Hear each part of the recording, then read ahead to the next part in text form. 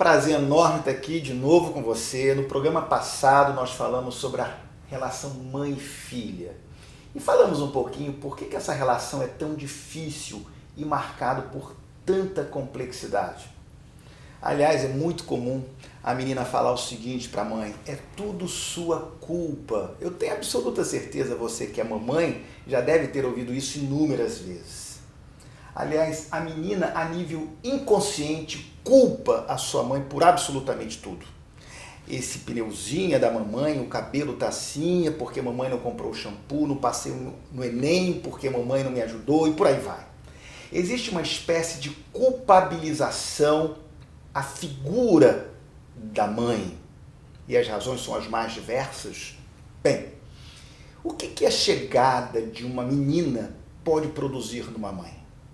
A chegada de uma menina, o fato de estar grávida de uma menina, não é a mesma coisa para uma mulher de estar grávida de um menino, por exemplo. Ainda mais se ela teve relações fragilizadas com a sua própria mãe no passado. Em outras palavras, a relação entre mãe e filha e a chegada de uma menina pode reacender fantasmas do passado que essa mãe preferia esquecer. Pode fazer reeditar, reencenar experiências que essa mãe de hoje viveu com a sua própria mãe, quando ela era bebê ou quando ela era ainda criança. Portanto, pode reacender tramas, dores, angústias, situações mal vividas e mal resolvidas. Essa é uma das razões pelas quais, de modo frequente, quando uma mamãe não teve uma relação boa com a sua própria mãe, ela pode ter dificuldade de desejar ter uma menina. Eu falo de modo frequente que seria muito bom uma mãe que está grávida de uma menina, se teve relacionamentos fragilizados, não apropriados, não foi objeto de um amor narcísico, de um investimento narcísico da sua mãe. Ou seja, o amor narcísico é amar a si mesmo no filho. Isso é constitutivo, é benéfico, é apropriado. A mãe tem que amar, deve amar. É aquilo que o psiquiatra Winnicott chamou de mãe suficientemente boa. Portanto, se esta mãe não teve uma relação bacana com a sua própria mãe, eu aconselho de modo frequente a passar por um processo terapêutico para lidar com essas questões. Essa é uma das razões pelas quais muitas mamães, depois de darem à luz a uma menina, podem passar por uma depressão pós-parto. Aliás, para uma mulher, ficar grávida é diferente de ter um bebê, de ter um filho. O desejo de ficar grávida não é o mesmo o desejo de ter um filho. Uma mulher pode ter o desejo de ficar grávida, mas não ter o desejo de ter o bebê. Essa é uma das razões para muitas depressões pós-partos também. O que é importante a gente entender à luz de tudo isso que eu falei hoje aqui? Quero deixar uma dica para a mamãe e uma dica para as filhas. Primeiro, é importante, mamãe, que você olhe para si mesma.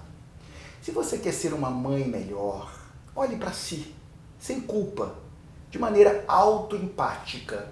Olhe para a sua história. Como foi a sua relação com a sua própria mãe? Como foi a relação da sua mãe com a sua avó e por aí? Como foi as tramas, as suas relações com as figuras parentais? Como foi a sua história? Você é alguém que, olhar para si, gosta de ser mulher? Está bem com o seu próprio corpo? Se sente feliz? Se apropriou da sua feminilidade? Isso porque quando uma mamãe tem dificuldades com a sua própria sexualidade, o seu lugar de mulher no mundo, não estar bem com o seu próprio corpo, pode passar essa insatisfação para a sua própria filha. Ou seja, a insatisfação, o sentimento de inadequação de ser mulher. E diga-se, como disse Lacan, né, não se nasce mulher, se torna mulher. Simone de Beauvoir também falou a mesma coisa. A mulher, ela vai se constituindo, se formando ao longo da sua trajetória. É verdade que isso também se adequa, se aplica aos homens, mas não como a mulher. Portanto, eu quero deixar hoje para você, mamãe, olhe para si mesma, olhe para a sua história. Como foi a sua relação com a sua mãe? Como dizia o Belchior, a minha dor é perceber que apesar de tudo que eu faço, eu repito as mesmas dores, os mesmos dramas dos meus pais. Muitas mães dizem o seguinte: eu não vou ser igual à minha mãe. Mas sem se dar conta, pode estar repetindo o mesmo script que ela mesmo repudiou quando era criança. Olhe para si. Vamos ter famílias mais bonitas, vamos ter relacionamentos entre mães e filhos mais bonitos, mais sadios.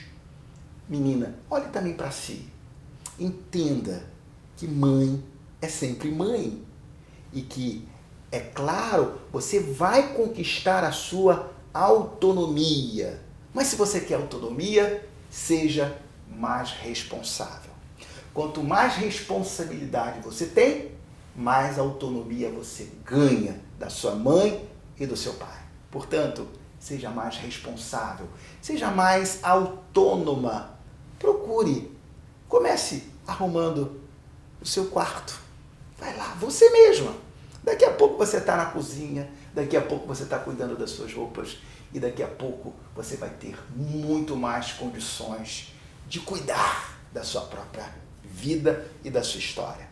Um forte abraço, um beijo carinhoso no teu coração, mamãe, filhas. Aliás, esse não é um vídeo, obviamente, apenas destinado para as mulheres.